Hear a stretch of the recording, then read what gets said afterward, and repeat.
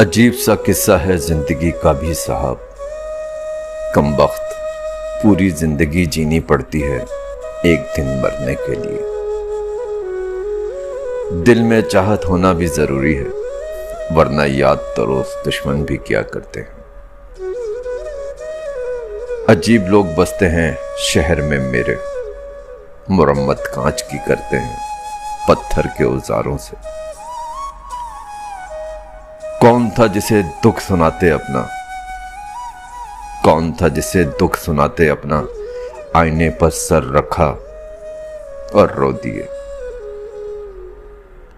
इतनी ठोकरें देने के लिए शुक्रिया है जिंदगी,